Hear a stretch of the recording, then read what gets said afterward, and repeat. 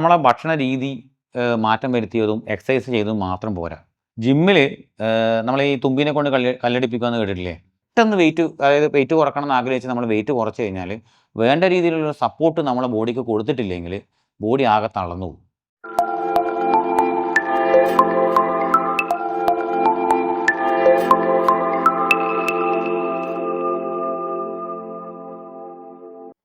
നമസ്കാരം, കിംസ് ഹെൽത്ത് ടോക്കിലേക്ക് സ്വാഗതം.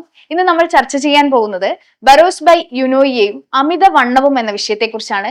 ഇന്ന് നമ്മോടൊപ്പം ഉള്ളത് കിംസ് റീജന്റ് ആശുപത്രിയിലെ robotic minimally invasive surgeon doctor Devaraj ആണ്. നമസ്കാരം സർ. നമസ്കാരം. ഇത് വലിയൊരു മാനസിക സംഘർഷം ഉണ്ടാക്കുന്ന ഒരു അവസ്ഥയാണ്. മാനസിക രോഗമായിട്ട് തന്നെ ചിലപ്പോൾ ചില ആൾക്കാർ പ്രസന്റ് ചെയ്യപ്പെടുന്നുണ്ടാവും. ഇപ്പൊ കുറച്ച് വെയിറ്റ് കൂടി തോന്നുന്ന സമയത്ത് എല്ലാരും ചെയ്യുന്ന ഒരു കാര്യം വെച്ചാൽ അപ്പൊ ഫുഡ് അവിടെ കൺട്രോൾ ചെയ്യുക, അല്ലെങ്കിൽ സ്റ്റോപ്പ് ചെയ്യുക, ഒട്ടും ഭക്ഷണം കഴിക്കാതിരിക്കാന്നൊക്കെ ചെയ്യുന്നുണ്ട്. അത് എത്രത്തോളം ഹെൽത്തിനെ എങ്ങനെ എഫക്ട് ചെയ്യും? താങ്കൾ ഈ പറഞ്ഞ സാധനം എന്ന് വെച്ചാൽ ക്രാഷ് ഡയറ്റ് എന്നൊക്കെ പറയുന്ന ചില കൺസെപ്റ്റുകളാണ്. അതായത് അത് നമ്മൾ ക്രാഷായി പോകും. അതാണ് അതിന് പ്രശ്നം. നമ്മളിപ്പോൾ നമ്മുടെ ബോഡി ഒരു സാധാരണ രീതിയിൽ മുന്നോട്ട് പോകണമെങ്കിൽ ഇപ്പം ഒരു 60 കിലോഗ്രാം ഭാരമുള്ള ഒരു അഡൾട്ട്, അയാൾക്ക് മെയിൽ ആണെങ്കിൽ ആണുങ്ങളിലാണെങ്കിൽ ഒരു 2000 കിലോ കലറി അവർ യൂട്ടിലൈസ് ചെയ്യുന്നുണ്ടാവും. ഒരു ദിവസം 2000 കിലോ കലറി. അപ്പോൾ നമ്മൾ ഈ 2000 കിലോ കാലറി നമ്മൾ എല്ലാ ദിവസവും നമ്മൾ ബോഡിക്ക് കൊടുക്കണം. അതിന് പകരം ഈ ക്രാഷ് ഡയറ്റിൽ എന്താ ചെയ്യുന്നറിയാം? നിങ്ങൾ ഈ 2000-ന് പകരം നമ്മളൊരു 1000 കിലോ കാലറി മാത്രമേ കൊടുക്കുന്നുള്ളൂ വിചാരിക്കും. അപ്പോൾ പെട്ടെന്നൊരു ദിവസം ഇങ്ങനെ കലോറി നമ്മൾ കുറച്ച് കഴിഞ്ഞാൽ, കൊടുക്കുന്ന കലോറി കുറച്ച് കഴിഞ്ഞാൽ ബോഡി എവിടുന്നാണ് ഇത് ഉപയോഗിക്കേണ്ടത്? ശരീരത്തിന് വേറെ വഴിയില്ല. അപ്പോൾ ശരീരത്തിൽ നിന്ന് ഫാറ്റ് എടുക്കും എന്നാണ് നമ്മൾ പ്രതീക്ഷിക്കുന്നത്. പക്ഷേ എമർജൻസി ആയിട്ട് നമുക്ക് ചിലപ്പോൾ ഫാറ്റ് നമുക്ക് കൺവേർട്ട് ചെയ്യാൻ പറ്റില്ല.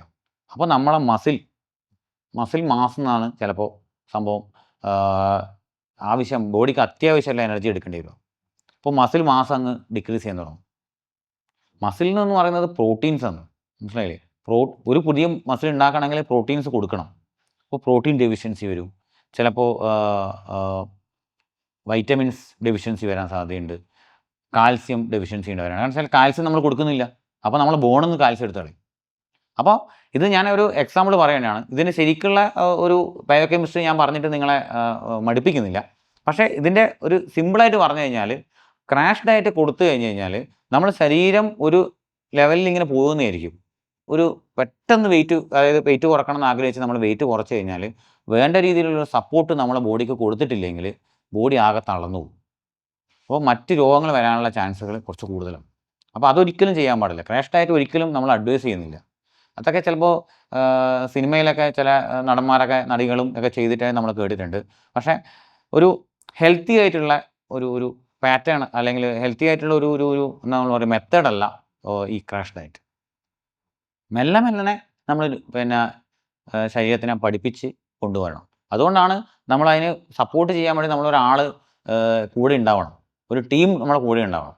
എന്നാലും മാത്രമേ നമുക്ക് നല്ല രീതിയിലുള്ള ഒരു വെയിറ്റ് ഗെയിൻ അല്ല, ഹെൽത്ത് ഗെയിൻ ചെയ്യാൻ പറ്റുള്ളൂ, വെയിറ്റ് ലോസ് ചെയ്തിട്ട്. അപ്പോൾ ഇതുപോലെ തന്നെ ഇപ്പോൾ പറഞ്ഞു, പെട്ടെന്ന് ഫുഡ് സ്റ്റോപ്പ് ചെയ്യുക, അല്ലെങ്കിൽ അങ്ങനെയുള്ള കുറച്ച് കാര്യങ്ങൾ ചെയ്യാറുണ്ട്. തെറ്റായിട്ട് കുറച്ച് വെയിറ്റ് ലോസ് ചെയ്യാൻ വേണ്ടി ആൾക്കാർ ചെയ്യാറുണ്ട്. അതായത് ജിമ്മിൽ ഓവർ വർക്കൗട്ട് ചെയ്യുക, ഇതുപോലെ പെട്ടെന്ന് ഫുഡ് സ്റ്റോപ്പ് ചെയ്യുക, അങ്ങനെയുള്ള എന്തൊക്കെ കാര്യങ്ങളായിരിക്കും ഇപ്പോഴത്തെ ആൾക്കാർ ചെയ്യുന്ന തെറ്റുകൾ? ഒന്ന് നമ്മൾ നേരത്തെ പറഞ്ഞ ക്രാഷ് ഡയറ്റ് തന്നെയാണ്. സെക്കൻഡ് തിങ് ജിമ്മിൽ നമ്മൾ ഈ തുമ്പിനെ കൊണ്ട് കല്ലടിപ്പിക്കുക എന്ന് കേട്ടിട്ടില്ലേ? അതുപോലെ ആദ്യം നമ്മൾ പോകുമ്പോൾ തന്നെ നമുക്കൊരു ആരംഭശൂരത്വം എന്നാണ് നമ്മളതിന് പറയാം. ഓക്കെ, പോയിട്ട് വെയിറ്റ് എടുക്കാൻ പറഞ്ഞു. ട്രെയിനർ പറയുന്നു നമ്മൾ 10 പ്രാവശ്യം ഒരു 5 കിലോയുള്ള സാധനം എടുത്തു, അപ്പോൾ വലിയ കുഴപ്പമൊന്നുമില്ല. അപ്പോൾ ജിം ട്രെയിനർ പറയുന്നത് നിങ്ങളൊരു 10 പ്രാവശ്യം കൊണ്ട് എടുത്തോളൂ എന്ന് പറയുന്നു. നമ്മൾ ആ ഒരു ചൂടിൽ ഞാൻ എടുക്കും, എന്തപ്പോൾ പ്രശ്നം, നമ്മൾ 10 പ്രാവശ്യം എടുക്കുന്നു, അങ്ങനെ 20 പ്രാവശ്യം എടുക്കുന്നു. പുഷപ്പ് നമ്മൾ വിചാരിക്കാതെ പോലെ എടുക്കുന്നു. അപ്പോൾ ഇതൊക്കെ പെട്ടെന്ന് ഒരു ദിവസം കൊണ്ടൊക്കെ ചെയ്ത് കഴിഞ്ഞാൽ സാധാരണ നല്ല ജിം ട്രെയിനേഴ്സൊന്നും അതിങ്ങനെ ചെയ്യിപ്പിക്കില്ല. മൊത്തത്തിൽ മൂപ്പരൊക്കെ നോക്കിയിട്ടൊക്കെയാണ് ചെയ്യിപ്പിക്കുള്ളൂ.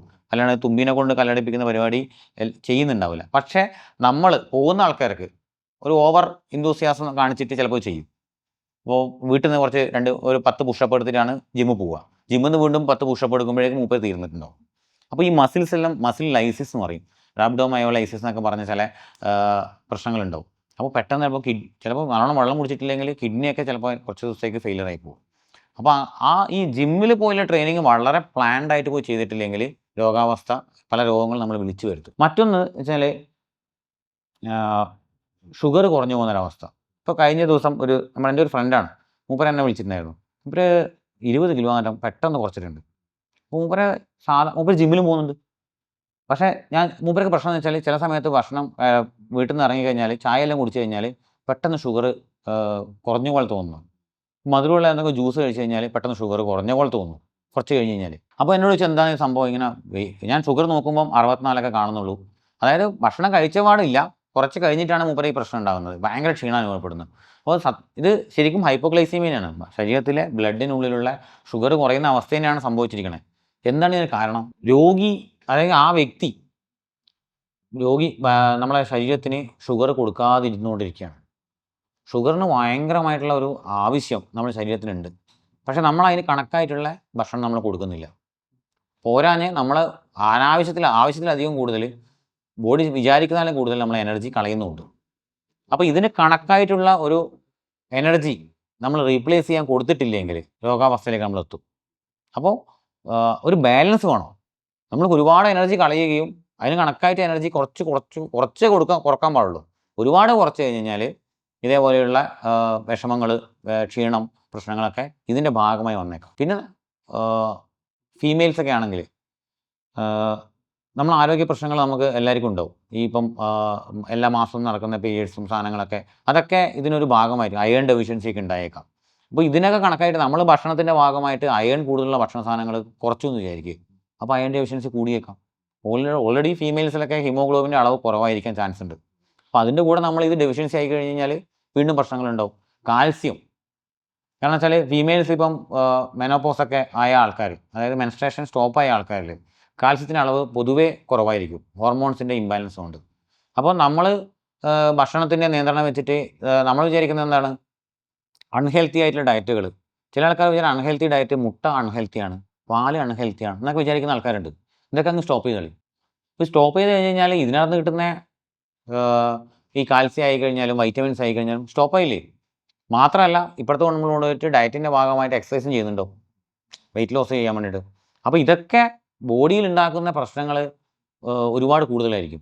അപ്പോൾ നമ്മൾ വെയിറ്റ് ലോസ് സർജറി ചെയ്ത് കഴിഞ്ഞ് കഴിഞ്ഞാൽ നമ്മൾ ചെയ്യുന്നതെന്ന് വെച്ചാൽ ബൈപ്പാസ് ചെയ്തുകൊണ്ടിരിക്കുക ചെയ്യുന്നത്. അതായത് ചെറുകുടലിൻ്റെ ഒരു ഭാഗം 10-200 സെൻറ്റിമീറ്ററോളം ഭക്ഷണം അബ്സോർബ് ചെയ്യാൻ കൊടുക്കാതിരിക്കും. അപ്പോൾ അതുകൊണ്ട് ഡെഫിഷ്യൻസീസ് ഉണ്ടാകുന്നുണ്ട്. വൈറ്റമിൻ B12 ഡെഫിഷ്യൻസി ഉണ്ടാവും, കാൽസ്യത്തിൻ്റെ ഡെഫിഷ്യൻസി ഉണ്ടാവും, അപ്പോൾ അയൺ ഡെഫിഷ്യൻസി ഉണ്ടാവും. ഇതൊക്കെ നമ്മൾ സപ്ലിമെൻറ്റ് ചെയ്യണം. അല്ലെങ്കിൽ രോഗി കുറച്ച് കഴിയുമ്പോൾ ഇതിൻ്റെയൊക്കെ ഡെഫിഷ്യൻസി ആയിട്ട് രോഗത്തിൽ തിരിച്ചു വരും. അപ്പോൾ ഡയറ്റ് നമ്മൾ പ്ലാൻ ചെയ്യുമ്പോൾ, ഡയറ്റ് നമ്മൾ റെസ്ട്രിക്റ്റ് ചെയ്യുമ്പോൾ ഇതിൻ്റെ കണക്കായിട്ടുള്ള എവിടെയൊക്കെയാണ് കുറവുള്ളത്, നല്ല സാധനങ്ങൾ നമ്മൾ ഒഴിവാക്കി കഴിഞ്ഞാൽ എന്തായാലും ബോഡിക്ക് തിരിച്ചടി ഉണ്ടാവും. അപ്പോൾ അത് മനസ്സിലാക്കിയിട്ട് വേണം. അതുകൊണ്ട് ഉപദേശം എന്താ പറയേണ്ട, ഉപദേശം മാത്രമല്ല, കൃത്യമായ മോണിറ്ററിങ് ഇല്ലാണ്ട് ഒരിക്കലും നമ്മൾ വെയിറ്റ് ലോസ് എന്ന് പറയുന്ന ആ കൺസെപ്റ്റിലേക്ക് അല്ലെങ്കിൽ ആ ഒരു പരിപാടിയിലേക്ക് പോകാൻ പാടില്ല. സർ, ഇന്ന് സോഷ്യൽ മീഡിയയിലായാലും അല്ലെങ്കിൽ ഒരു ഗ്രൂപ്പ് ഓഫ് ആൾക്കാർക്കിടയിൽ ഏറ്റവും കൂടുതൽ സംസാരമാവുന്ന ഒരു വിഷയം എന്ന് പറയുന്നത് വെയിറ്റ് ഗെയിൻ അല്ലെങ്കിൽ വെയിറ്റ് ലോസ് ആണ്. അപ്പോൾ ആ ഒരു കാര്യത്തെക്കുറിച്ച് സാറിന്റെ പോയിന്റ് ഓഫ് വ്യൂ എങ്ങനെയാണ് വരുന്നത്? തീർച്ചയായിട്ടും നമ്മളിപ്പോൾ ഒരാളെ കുറേ കാലം കഴിഞ്ഞിട്ടാകുമ്പോൾ അയ്യോ മെലിഞ്ഞു പോയല്ലോ, അല്ലെങ്കിൽ തടി കൂടിയിട്ടുണ്ടല്ലോ എന്ന് പറയുന്നത് ഒരു മലയാളിയുടെ ഒരു ഗുഡ് മോർണിംഗ് എന്ന് പറയുന്നതിൻ്റെ കൂടെ പറയുന്ന ഒരു വാക്കാണ്, നിങ്ങൾ മെലിഞ്ഞു പോയല്ലോ എന്നുള്ളത്. അപ്പോൾ ഇതിൻ്റെ ഒരു പ്രശ്നം എന്ന് വെച്ച് കഴിഞ്ഞാൽ ഇത് കേൾക്കുന്ന ആ വ്യക്തിക്ക് അയ്യോ ഞാൻ ഇത് എങ്ങനെയാണ് മെലിഞ്ഞിരിക്കുന്നതാണോ തടിച്ചിരിക്കുന്നതാണോ എങ്ങനെയാണ് നമുക്ക് അസസ് ചെയ്യാൻ പറ്റുക? നമ്മൾ ഇപ്പോൾ വെയിറ്റ് കുറഞ്ഞു നമ്മൾ എങ്ങനെ അസസ് ചെയ്യാൻ പറ്റുക? നമ്മളൊരു വെയിങ് മെഷീനിൽ നോക്കിക്കഴിഞ്ഞാൽ നമ്മൾ വെയിറ്റ് കുറഞ്ഞു എന്ന് പറഞ്ഞാൽ അതല്ലല്ലോ. ഹെൽത്തി ആയിട്ടുള്ള ഒരു വ്യക്തി ചിലപ്പോൾ ഹെൽത്തി ആയിട്ട് അയാൾ ഹെൽത്തി ആവാൻ വേണ്ടിയിട്ട് അല്ലെങ്കിൽ നമ്മൾ പറയാം ഹെൽത്ത് ഗെയിൻ ചെയ്യാൻ വേണ്ടിയിട്ട് ചിലപ്പോൾ അയാൾ വെയിറ്റ് കുറച്ചിട്ടുണ്ടാവും. അത് രോഗാവസ്ഥയിൽ വന്നിട്ടുള്ള വെയിറ്റ് ലോസ് അല്ല. അപ്പോൾ വെയിറ്റ് ലോസ് എന്ന് പറയുന്നത് പല രീതിയിലുണ്ട്. നമ്മൾ ഹെൽത്ത് ഗെയിൻ ചെയ്യാൻ വേണ്ടിയിട്ട് വെയിറ്റ് ലോസ് ചെയ്യുന്ന ആൾക്കാരുണ്ട്, രോഗങ്ങൾ കൊണ്ട് വെയിറ്റ് ലോസ് ആവുന്ന ആൾക്കാരുണ്ട്, പിന്നെ നമ്മൾ എപ്പിയറൻസിന് വേണ്ടിയിട്ട് വെയിറ്റ് ലോസ് ചെയ്യുന്ന ആൾക്കാരുണ്ട്. ഇപ്പോൾ സിനിമാ താരങ്ങളൊക്കെ 2 ആഴ്ച കൊണ്ട് വെയിറ്റ് കുറക്കുന്നതെന്ന് കേട്ടിട്ടില്ലേ? അപ്പോൾ ഈ സോഷ്യൽ മീഡിയാസിലും നമ്മളെ ഗ്രൂപ്പുകളിലും നമ്മളെ അപ്രോച്ച് ചെയ്യുന്ന ആൾക്കാർ വെയിറ്റ് കുറയുന്നു അല്ലെങ്കിൽ നിങ്ങൾ മെലിഞ്ഞിട്ടുണ്ട് എന്ന് പറയുന്നത് അത് ഒരു കാഷ്വൽ ടോക്കിൻ്റെ ഭാഗമായിട്ട് മാത്രമാണ്. അത് അത്ര വലിയൊരു ഹെൽത്തി ആയിട്ടുള്ള ഒരു ഉപദേശമോ അല്ലെങ്കിൽ നിങ്ങൾ നാളെ മുതൽ കൂടുതൽ ഭക്ഷണം കഴിക്കണം എന്ന് പറയാൻ വേണ്ടിയിട്ട് മാത്രമല്ല.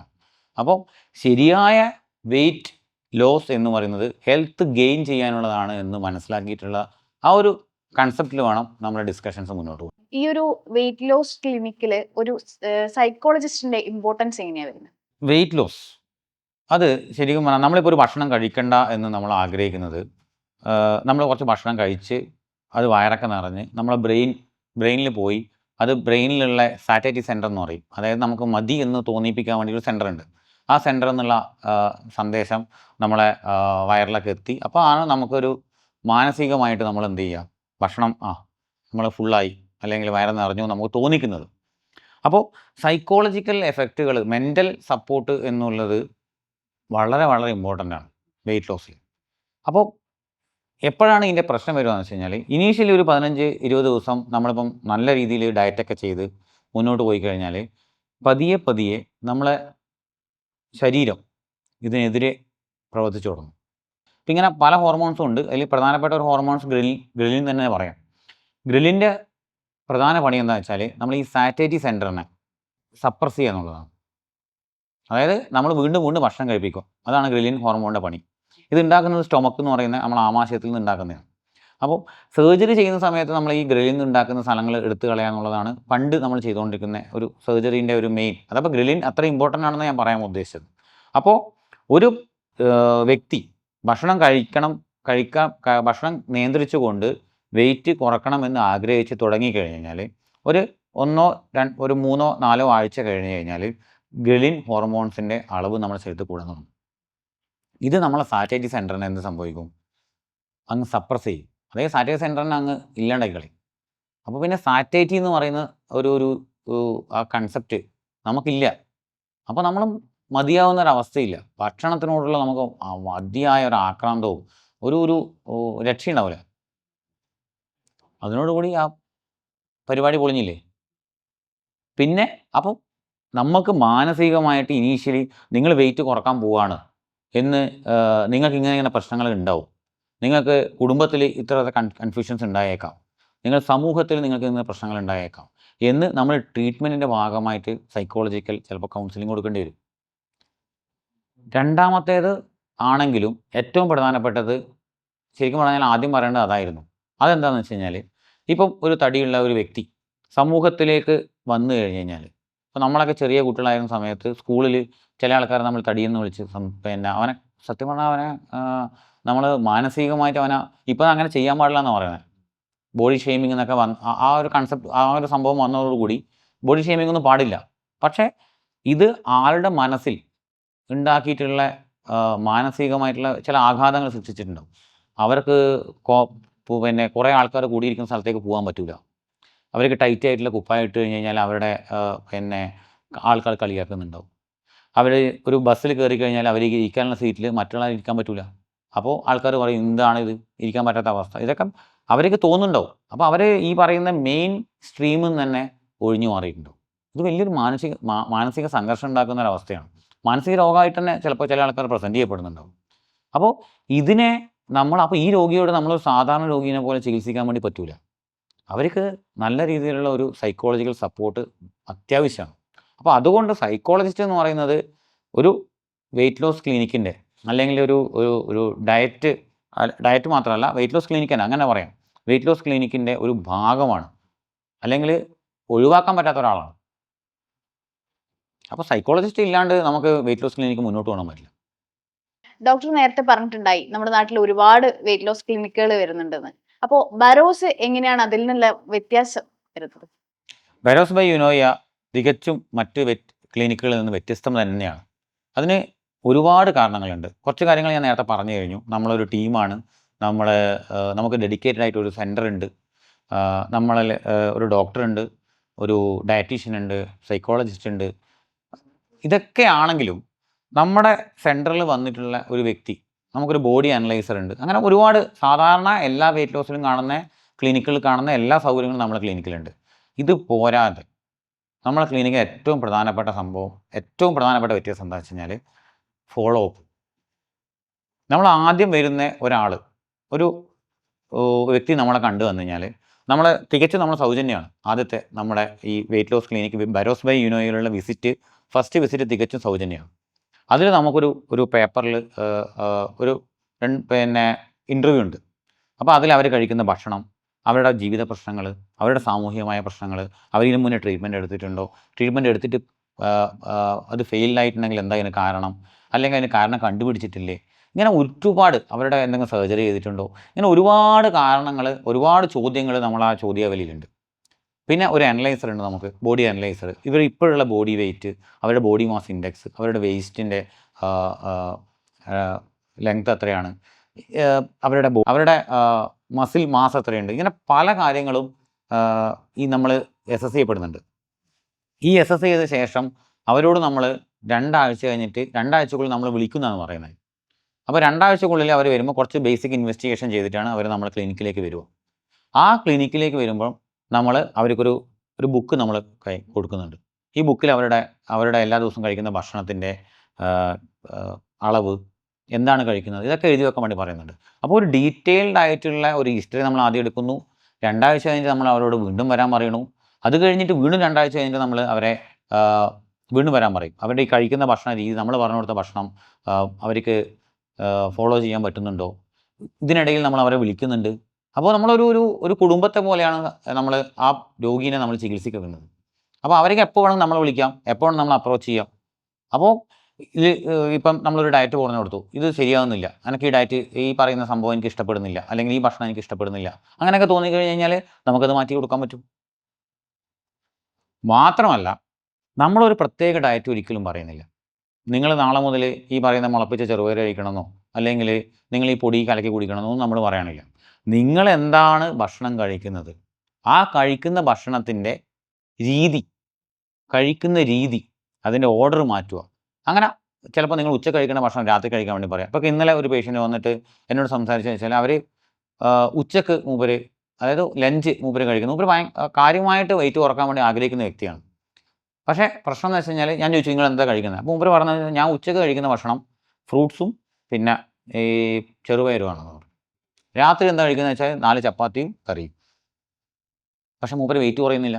അപ്പോൾ ഞാൻ പറഞ്ഞു നിങ്ങളൊരു കാര്യം ചെയ്യും, ഉച്ചക്ക് കഴിക്കുന്ന ഭക്ഷണം നിങ്ങൾ രാത്രിയിലേക്ക് മാറ്റിക്കോ. രാത്രി കഴിക്കുന്ന ഭക്ഷണം നിങ്ങൾ ഉച്ചക്കത്തേക്ക് മാറ്റും. അപ്പോൾ ഉച്ചയാകുമ്പോഴൊക്കെ നമ്മൾ കുറച്ചും കൂടി എനർജി സ്പെൻഡ് ചെയ്യാനുള്ള ഒരു ഉണ്ടാവും. കാരണം വെച്ചാൽ നമ്മൾ ചിലപ്പോൾ നടക്കുന്നുണ്ടാവും, നമ്മൾ ബ്രെയിൻ നന്നായി വർക്ക് ചെയ്യുന്നുണ്ടാവും, നമുക്ക് വേണമെങ്കിൽ കുറച്ചധികം നടക്കാം വൈകുന്നേരമൊക്കെ. ഇങ്ങനെ ഒരുപാട് രീതികളുണ്ട്. അപ്പോൾ ആ രീതിയിൽ നമ്മൾ കഴിച്ച ഭക്ഷണത്തിനെ കുറച്ചൊന്ന് നമ്മളെ ബോഡി യൂട്ടിലൈസ് ചെയ്യാൻ പറ്റും. പക്ഷേ രാത്രി നമ്മൾ കഴിക്കുന്ന ഭക്ഷണത്തിൽ ഇത്രയും എനർജി കൊടുത്തു കഴിഞ്ഞാൽ സ്റ്റോക്ക് ഫുഡ് എന്നാണ് നമ്മൾ പറയാം. കഴിച്ച ഭക്ഷണം മുഴുവൻ ബോഡി യൂട്ടിലൈസ് ചെയ്യാൻ വേണ്ടിയിട്ട് പറ്റത്തില്ല. ആ പറ്റാത്ത എനർജി മുഴുവൻ എന്ത് ചെയ്യുക വെച്ചാൽ ബോഡി ഡെപ്പോസിറ്റ് ചെയ്യും. അപ്പോൾ നൈറ്റിലുള്ള ഫുഡ് നമ്മൾ ഒഴിവാക്കി കഴിഞ്ഞ് കഴിഞ്ഞാൽ അതിന് പകരം ഈ ഫ്രൂട്ട്സ്, കലോറി കുറഞ്ഞ സാധനങ്ങളും പച്ചക്കറിയും സാധനങ്ങളൊക്കെ കഴിച്ച് കഴിഞ്ഞാൽ നമുക്ക് ആ ബാലൻസിങ്, അതായത് നമ്മൾ എനർജി കൺസ്യൂം ചെയ്യുന്ന, അതായത് നമ്മൾ കഴിക്കുന്ന എനർജീനെ നമ്മൾ എക്സ്പെൻഡിച്ചർ അതൊരു ബാലൻസ് ആയിട്ട് മുന്നോട്ട് പോയി കഴിഞ്ഞാൽ തീർച്ചയായിട്ടും നമ്മൾ വെയിറ്റ് കുറക്കാൻ പറ്റും. അപ്പോൾ ആ കൺസെപ്റ്റ് നമ്മൾ പറഞ്ഞു കൊടുത്താൽ മാത്രമേ ആ രോഗിക്ക് മനസ്സിലാവുള്ളൂ. അപ്പോൾ ഇങ്ങനെയുള്ള ഇരുന്ന് സംസാരിച്ച് ഫോളോ അപ്പ് ചെയ്ത് സ്ഥിരമായിട്ട് അവരോട് സംസാരിച്ചാൽ മാത്രമേ, അവരുടെ കൂടെ നടന്നാൽ മാത്രമേ അവരെ പ്രശ്നം നമുക്ക് കണ്ടുപിടിക്കാൻ പറ്റുള്ളൂ. പ്രശ്നം കണ്ടുപിടിച്ചാൽ മാത്രമേ വെയിറ്റ് കുറയാൻ വേണ്ടിയിട്ട് നമുക്ക് അവരുടെ റെമഡി നമുക്ക് കൊടുക്കാൻ പറ്റും. രോഗം കണ്ടുപിടിക്കാൻ വേണ്ടിയിട്ടാണ് ഏറ്റവും വിഷമം, ചികിത്സിക്കാൻ വളരെ എളുപ്പമാണ്. നമ്മൾ കണ്ണൂരുകാർ എന്ന് പറയുമ്പോൾ കുറച്ച് ഫുഡ് കുറച്ചുകൂടി അധികം എക്സ്പ്ലോർ ചെയ്യുന്ന ആൾക്കാരാണ്. അല്ലെങ്കിൽ നമ്മൾ അറിയപ്പെടുന്നത് തന്നെ ഫുഡിന്റെ പേരിലായിരിക്കും. അത് എല്ലാം ഹെൽത്തി അല്ല, പലതും ഇങ്ങനെ വറുത്തതും പൊരിച്ചതും ആയിട്ടുള്ള സാധനങ്ങളുണ്ട്. അപ്പൊ നമ്മുടെ അതേ ടേസ്റ്റിൽ നമ്മൾ എങ്ങനെ ഹെൽത്തി ആയിട്ട് നമുക്ക് കൊണ്ടുവരാൻ പറ്റും? കണ്ണൂർ മാത്രമല്ല, പൊതുവെ മലയാളീസ് എന്ന് പറയുന്നത് നമ്മളെല്ലാ ഭക്ഷണവും ഇഷ്ടപ്പെടുന്ന ആൾക്കാരാണ്. ഓക്കെ, പണ്ട് പറഞ്ഞാൽ ഇപ്പം ഞാനെല്ലാം ചെറുതായിരിക്കുന്ന സമയത്ത് വെള്ളരിക്ക, ചീര, ഒരു കാലത്ത് വെള്ളരിക്ക പുളിങ്കറി ഇല്ലാത്ത ദിവസങ്ങൾ എൻ്റെ വീട്ടിലുണ്ടായിരുന്നില്ല. എൻ്റെ അച്ഛമ്മ ഇങ്ങനത്തെ കാര്യങ്ങളിലൊക്കെ നമ്മൾ കൃഷിയൊക്കെ ഉണ്ടാവും. ഇപ്പോഴും കൃഷിയുണ്ട്, പണ്ടും കൃഷിയുണ്ട്. അപ്പോൾ കുറച്ച് കാലം പച്ച വെള്ളരിക്കയായിരിക്കും, കുറച്ച് കഴിയുമ്പോൾ അത് പഴുത്ത വെള്ളരിക്കയായി വരും, തൊണ്ട പോലെ എന്നെല്ലാം പറഞ്ഞിട്ട് കുറേ സാധനങ്ങളുണ്ട്. പക്ഷേ ആ സമയത്ത് നമ്മളെ വീട്ടിലേക്ക് മീനൊക്കെ മേടിക്കുന്നത് വളരെ കുറച്ച് ദിവസങ്ങളിലേ ഉണ്ടാവുള്ളൂ. പക്ഷെ ഇപ്പം എല്ലാ ദിവസവും നമ്മളെ വീട്ടിൽ മീനുണ്ട്, ചിക്കൻ എപ്പോൾ വേണമെങ്കിൽ വാങ്ങിക്കാം, പൊരിച്ച ചിക്കൻ അല്ലെങ്കിൽ ഫ്രൈഡ് ചിക്കൻസ് നമുക്ക് എപ്പോൾ വേണം കിട്ടും. ഇങ്ങനെ ഒരുപാട് മാറ്റങ്ങൾ നമ്മളെ ജീവിത രീതിയിൽ വന്നിട്ടുണ്ട്. ഇപ്പം എൻ്റെ ജീവിതവുമായി ബന്ധപ്പെട്ട് മാത്രം ഞാൻ ഈ പറഞ്ഞത്. ഇതെല്ലാം മലയാളികളിലും സംഭവിച്ചിരിക്കുന്ന ഒരു ഒരു പ്രക്രിയയാണ്. അതിൽ ആ സംശയമില്ല. ബരോസ് ബൈ യുനോയ, ഈ ഒരു പേര് ഭയങ്കര ഒരു ക്യൂരിയോസിറ്റി എനിക്ക് തോന്നി. അതെന്താണ് ആ ഒരു പേരിലേക്ക് എത്താനുള്ള റീസൺ? ബരോസ് ബൈ ഇനോയ എന്ന് പറയുന്നത് നമ്മളെ കിംസ് ശ്രീചന്ദ് ഹോസ്പിറ്റൽ കണ്ണൂരിൽ തുടങ്ങിയിട്ടുള്ള വെയിറ്റ് ലോസ് ക്ലിനിക്കിൻ്റെ പേരാണ്. അപ്പോൾ ബെരോസ് എന്ന് പറയുന്നത് വളരെ കോമൺ ആയിട്ട് ഈ വെയിറ്റ് ലോസ് ക്ലിനിക്കുകളുടെ ഒരു പേരായിട്ട് തന്നെയാണ് ബെരോസ് അറിയപ്പെടുന്നത്. ബെരോസ് എന്ന് പറഞ്ഞാൽ ഗ്രീക്ക് വേർഡാണ്. വെയിറ്റ് ലോസ് തന്നെയാണ് അതിൻ്റെ മീനിങ് തന്നെ. യുനോയ എന്ന് പറയുന്നത് വേറൊരു കൺസെപ്റ്റാണ്. യുനോയ എന്ന് പറയുന്നത് നമ്മൾ മാനസികമായിട്ടും സാമൂഹികപരമായിട്ടും നമുക്ക് എങ്ങനെ വെയിറ്റ് ലോസ് ചെയ്യാൻ പറ്റും, അതൊരു ആ രീതി മാനസികമായിട്ട് അല്ല ഒരു സൈക്കോളജിക്കൽ ആസ്പെക്റ്റിലാണ് നമ്മൾ ഈ വെയിറ്റ് ലോസ് എന്ന് പറയുന്ന കൺസെപ്റ്റ് രോഗിയിലേക്ക് കൊടുക്കുന്നത്. അപ്പോൾ വെയിറ്റ് ലോസ് ഒരു സൈക്കോളജിക്കൽ സപ്പോർട്ടിൽ അല്ലെങ്കിൽ ഒരു മെൻ്റൽ സപ്പോർട്ട് കൊടുത്തുകൊണ്ട് അതിനെ ആത്മാർത്ഥമായിട്ട് നമ്മൾ ആ രോഗിയുടെ വെയിറ്റ് കുറയണം എന്ന് ആഗ്രഹിച്ച് തുടങ്ങിയിട്ടുള്ളൊരു ക്ലിനിക്കാണ് വെയിറ്റ് ലോസ് ബൈ യുനോയ. അല്ലാതെ ഒരു ദിവസം വന്നിട്ട് നിങ്ങൾ നാളെ മുതൽ കുറച്ച് സിറിയൽസ് കഴിക്കണം, കുറച്ച് ഇലക്കറികൾ കഴിക്കണം, കുറച്ച് ഫ്രൂട്ട്സ് കഴിക്കണം, നല്ലോണം വെള്ളം കുടിക്കണം, അല്ലെങ്കിൽ നിങ്ങൾ നാളെ മുതൽ അതിൻ്റെ കൂടെ നിങ്ങൾ കഴിക്കുന്ന ചോറിന് പകരം നിങ്ങൾ കുറച്ച് എന്താണ് പറയുക അവർ വരുന്ന സ്പെഷ്യൽ പൊടി കലക്കിയിട്ട് കുടിക്കണം. അതൊന്നുമല്ല വെയിറ്റ് ലോസ് ക്ലിനിക്കിൻ്റെ പ്രധാന ഉദ്ദേശം. അല്ലെങ്കിൽ അങ്ങനെയല്ല വെയിറ്റ് ലോസ് ക്ലിനിക്ക് നമ്മൾ നടത്തേണ്ടത്. എന്താ അതിന് കാരണം എന്നറിയോ? ഒരു വെയിറ്റ് ലോസ് ക്ലിനിക്കുകളും ഒരുപാട് കാലം മുന്നോട്ട് പോയതായിട്ട് നിങ്ങളിപ്പം നമ്മൾ റിസർച്ച് നമ്മളെ സോഷ്യൽ മീഡിയാസിലൊക്കെ ഒരുപാട് ക്ലിനിക്കുകൾ ഇപ്പോൾ നിലവിലുണ്ട്. പക്ഷേ ഇതിൻ്റെയൊക്കെ ഒരു പ്രശ്നം എന്താണെന്ന് വെച്ച് കഴിഞ്ഞാൽ ഫോളോ അപ്പ് ചെയ്യുന്നുണ്ടാവില്ല. അവരുടെ കൺഫ്യൂഷൻസ് നിലനിർത്താൻ അവർക്ക് ക്ലിയർ ആക്കാൻ പറ്റുന്നുണ്ടാവില്ല. അവർക്ക് ചിലപ്പോൾ അവർക്ക് മുന്നോട്ട് പോകണമെന്ന് ആഗ്രഹമുണ്ടാവും, പക്ഷേ അവരുടെ മാനസികമായിട്ട് അവർക്ക് സപ്പോർട്ട് കിട്ടുന്നുണ്ടാവില്ല. മാനസികമായി സപ്പോർട്ട് കിട്ടിക്കഴിഞ്ഞാൽ വീട്ടിൽ സപ്പോർട്ട് കിട്ടുന്നുണ്ടാവില്ല. അപ്പോൾ ഇതെല്ലാം ഒരു പ്രശ്നം തന്നെയാണ്. അതുകൊണ്ടാണ് ഞാൻ നേരത്തെ പറഞ്ഞ പോലെ പാളിപ്പോകുന്നത്. ആ വാക്ക് ഞാൻ വീണ്ടും ഉപയോഗിക്കുകയാണ്. വെയിറ്റ് ലോസ് പാളിപ്പോകുന്നതിന് കാരണം നമുക്ക് ഒരു സമഗ്രമായിട്ടുള്ള ഒരു സപ്പോർട്ട് നമ്മുടെ സമൂഹത്തിൽ നിന്നോ നമ്മുടെ കുടുംബത്തിൽ നിന്നോ നമ്മുടെ ഹോസ്പിറ്റലിലുള്ള അങ്ങനെയൊന്നും കിട്ടുന്നുണ്ടാവില്ല. അപ്പോൾ ഈ പറയുന്ന ബെരോസ് ബൈ യുനോയ എന്ന് പറയുന്ന ക്ലിനിക്കിൽ ഞാൻ മാത്രമല്ല, സർജൻ മാത്രമല്ല, സർജൻ അതിൻ്റെ ഒരു പാർട്ട് ഓഫ് ദാറ്റ് ക്ലിനിക് അത്രയേ ഉള്ളൂ. അതിൻ്റെ കൂടെ നമുക്ക് സൈക്കോളജിസ്റ്റ് ഉണ്ട്, ഡയറ്റീഷ്യൻ ഉണ്ട്, പിന്നെ നമ്മളെ മാനേജ്മെൻറ്റിൻ്റെ കോർഡിനേറ്റർ സപ്പോർട്ടുണ്ട്. അങ്ങനെ ഒരു ടീം വർക്കാണ് നമ്മൾ ഇതിനകത്ത് ചെയ്തുകൊണ്ടിരിക്കുന്നത്. അങ്ങനെ ഒരു തോട്ടിലേക്ക് എത്തിയത് എങ്ങനെയാണ്? വെയിറ്റ് ലോസ് ക്ലിനിക്ക് സ്റ്റാർട്ട് ചെയ്യാൻ ഞാൻ കുറച്ച് കാലമായിട്ട് ആലോചിക്കുന്ന ഒരു വ്യക്തിയാണ്. സർജൻ എന്ന് പറയുന്നത് നമ്മളെ സർജറിയായിട്ട് ബന്ധപ്പെട്ടിട്ട് ബേരിയാട്രിക് സർജറീസ് എന്ന് പറയുന്നത് വെയിറ്റ് ലോസ് ചെയ്യുന്ന അതായത് വെയിറ്റ് കുറക്കാൻ വേണ്ടിയിട്ടുള്ള സർജറികൾ നമ്മൾ പഠിക്കുന്ന സമയത്തെ നമുക്ക് ഇതിനെപ്പറ്റി പരിചയമുണ്ട്. പിന്നെ ഞാൻ സർജനായ സമയത്തും ഇതേപോലെ തന്നെ ഒരുപാട് സർജറികൾ കണ്ടിട്ടും ചെയ്തിട്ടും ഒക്കെ കുറച്ച് നമുക്ക് ശീലങ്ങളുണ്ട്. അപ്പോൾ നമ്മൾ ഈ കൺസെപ്റ്റ് വെയിറ്റ് ലോസ് ക്ലിനിക്ക് എന്ന് പറയുന്നത് വേറെ തന്നെ ഒരു കൺസെപ്റ്റാണ്. വെയിറ്റ് ലോസ് ചെയ്യാൻ അതായത് വെയിറ്റ് കുറക്കാൻ വേണ്ടി ഒരു സർജന് ഏക വഴി എന്ന് പറയുന്നത് സർജറിയാണ് എന്നുള്ളൊരു ധാരണ, അതൊരു തെറ്റിദ്ധാരണ തന്നെയാണ്. അത് മാത്രമല്ല, നമുക്ക് ഒരിക്കലും വെയിറ്റ് ലോസ് സർജറിയിലൂടെ മാത്രം കുറക്കാൻ പറ്റില്ല. അതിന് ഒരുപാട് മെത്തേഡുകളുണ്ട്. സാധാരണ ആൾക്കാർ പിന്നെ കണ്ടുവരുന്ന മെത്തേഡുകൾ ഒന്ന് സ്വാഭാവികമായിട്ടും ഭക്ഷണം കുറക്കുക എന്നുള്ള പരിപാടിയാണ്. സെക്കൻഡ് തിങ് ഭക്ഷണം കുറച്ച് കഴിഞ്ഞാൽ പിന്നെ എക്സസൈസ്, ജിമ്മിൽ പോവുക, അങ്ങനെ പരിപാടികൾ. മൂന്നാമത് പുതിയ ഒരുപാട് ഡ്രഗ്സ് മെഡിസിൻസ് വന്നിട്ടുണ്ട്.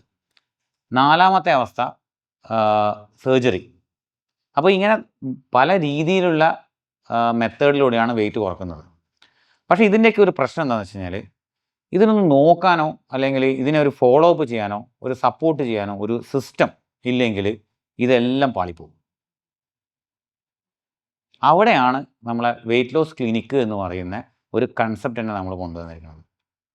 ഇപ്പോൾ ഇത് എൻ്റെ ആരോഗ്യമായി കഴിഞ്ഞാലും നമ്മളൊരു 40 വയസ്സൊക്കെ കഴിഞ്ഞ് കഴിഞ്ഞാൽ നമ്മളെ ബോഡി നമ്മൾ പറയില്ലേ എൻജിൻ കുറേ കാലം യൂസ് ചെയ്ത് കഴിഞ്ഞാൽ അതിന് ചെറിയ ചെറിയ മെയിൻ്റെനൻസ് വർക്കും ഒക്കെ ചെയ്ത് കൊടുക്കേണ്ടി വരും. അപ്പോൾ എൻ്റെ ഒരു കൺസെപ്റ്റ് എന്ന് വെച്ചാൽ ഒരു 40 ഇയേഴ്സ് കഴിഞ്ഞ് 40 വയസ്സ് കഴിഞ്ഞ് കഴിഞ്ഞാൽ നമ്മളെ എൻജിനും പണി വന്നുകൊണ്ടിരിക്കും. അപ്പോൾ അതിനെ നമ്മൾ പ്രിവെൻറ്റ് ചെയ്യണമെങ്കിൽ നമ്മൾ അതിനുള്ള എൻജിൻ പണികൾ അല്ലെങ്കിൽ ചെറിയ ചെറിയ റിപ്പയർ വർക്കുകളൊക്കെ നമ്മൾ സ്റ്റാർട്ട് ചെയ്യണം. അപ്പോൾ അത് ഞാനായിട്ട് എൻ്റെ വയസ്സ് കൂടുന്നതനുസരിച്ച് ഞാൻ തുടങ്ങുമ്പോൾ നമുക്കതിനെ കൊണ്ട് സമൂഹത്തിൽ നമുക്ക് ചെയ്യാൻ പറ്റുന്ന രീതിയിൽ നമുക്കത് സമൂഹത്തിലേക്ക് പറഞ്ഞു കൊടുക്കാമല്ലോ.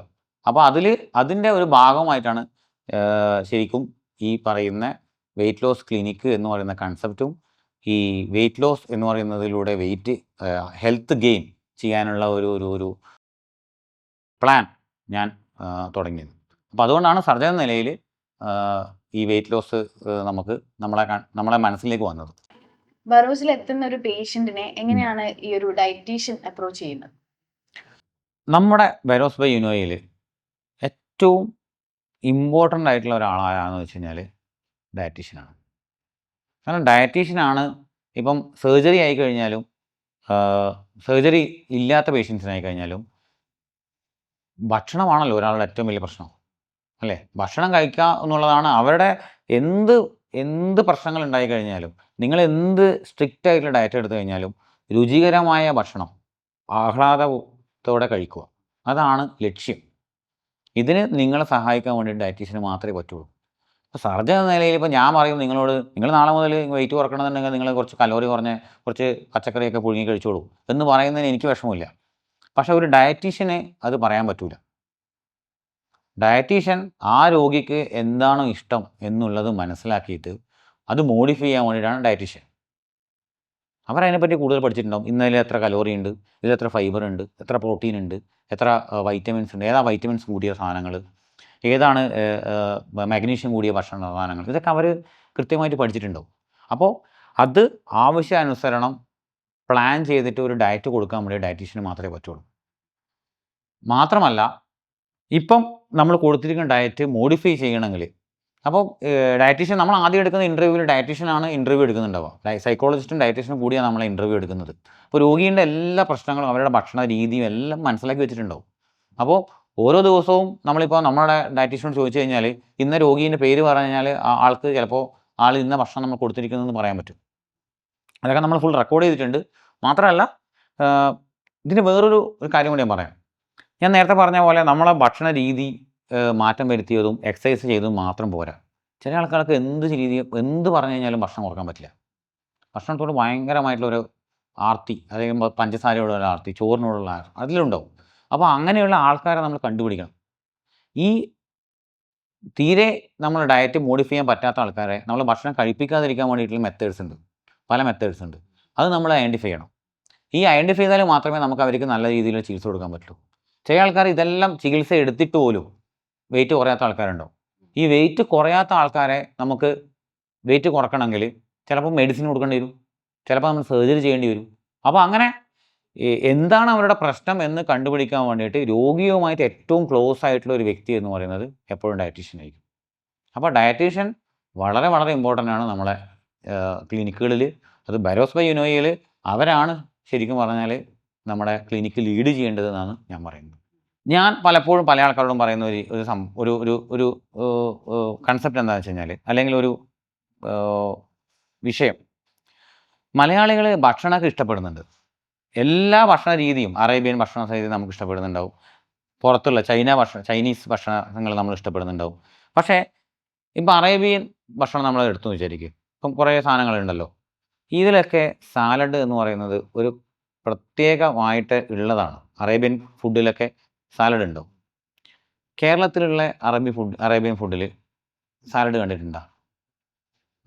കുറച്ച് അവിടെ ഇങ്ങനെ, അത് കണ്ടാൽ തന്നെ നമുക്ക് കഴിക്കാൻ തോന്നില്ല. ഫ്രൂട്ട്സ് നമുക്ക് തരുമോ? അപ്പം ഇയാളെ വീട്ടിൽ ഒരു ചിക്കൻ കറിയും നെയ്ച്ചോറും ഉണ്ടാക്കിയിരിക്കും, ഗീ റൈസും ചിക്കനും ഉണ്ടാക്കി. താങ്കളുടെ അതിനകത്ത് എന്ത് പച്ചക്കറിയാണ് ഉണ്ടാവുക അന്ന് വീട്ടിൽ? ഒന്നും ഉണ്ടാവില്ല. അതും പ്രത്യേകിച്ച് നമ്മൾ രാത്രിയാണ് അത് കഴിക്കുക, അല്ലേ? നമ്മളെ രീതി അങ്ങനെയാണ്. അപ്പോൾ ഈ രീതി ഇത് നമ്മൾ പല സ്ഥലത്തും നമ്മൾ എന്താ പറയുക, കടമെടുത്തിട്ടുള്ള രീതിയാണ്. ഈ കടം എടുക്കുമ്പം വളരെ അറിയാതെയോ അറിഞ്ഞോ നമ്മൾ ഫൈബർ ഡയറ്റുകൾ, അതായത് ഇലക്കറികളും സാലഡുകളും പരമാവധി ഒഴിവാക്കിയിട്ടാണ് നമ്മൾ ഈ കടം എടുക്കുന്നത്. ഇതുകൊണ്ടാണ് മലയാളീൻ്റെ ഭക്ഷണ രീതി വളരെ വളരെ മോശമായി മാറിയത്. നമുക്ക് പച്ചക്കറി ശരിയാവില്ല, സാമ്പാറിലുള്ള കഷ്ണങ്ങൾ നമ്മൾ മാറ്റി വെക്കും, ഇലക്കറികൾ നമുക്ക് ശരിയാവില്ല. ഇതെന്താണ്? നമ്മൾ വീട്ടിൽ നിന്ന് ഉണ്ടാക്കിയാലും നമുക്ക് കഴിക്കാൻ പറ്റുള്ളൂ. അപ്പം നമ്മൾ ചെറിയ കുട്ടികളായ സമയത്തെ ഈ കാര്യങ്ങൾ നമ്മളെ ഇൻട്രൊഡ്യൂസ് ചെയ്തിട്ടില്ലെങ്കിൽ ഇപ്പം പാവക്ക കൈപ്പക്കയൊക്കെ നമ്മൾ മുന്നേ അറിഞ്ഞിട്ടില്ലെങ്കിൽ ഒരു വലുതായിട്ടാകുമ്പോൾ നമ്മൾ കൈപ്പക്ക കഴിക്കണം നമ്മൾ വിചാരിച്ചു കഴിഞ്ഞാൽ നടക്കൂല, അത്ര കയ്പ്പാണ് അതിന്. പക്ഷെ അതിൻ്റെ ഒരു രുചി വേറെ തന്നെയാണെന്ന് മനസ്സിലാക്കിയിട്ട് മുന്നേ നമ്മളെ മനസ്സിൽ അത് വന്നിട്ടുണ്ടെങ്കിൽ നമുക്കത് കണ്ടിന്യൂ ചെയ്യാൻ പറ്റും. വെയിറ്റ് ലോസ് അല്ല, പകരം ഹെൽത്ത് ഗെയിൻ ആണ് ഇവിടെ ഫോക്കസ് ചെയ്യുന്നത്. അപ്പോൾ ഹെൽത്തി ആയിട്ട് നമ്മുടെ വെയിറ്റ് ലോസ് ചെയ്യാൻ ആഗ്രഹിക്കുന്നവർ വരോസിലേക്ക് വരിക. ഇന്നത്തെ അധ്യായം ഇവിടെ പൂർണ്ണമാകുകയാണ്. മറ്റൊരു വിഷയവുമായി വീണ്ടും കാണാം. നന്ദി.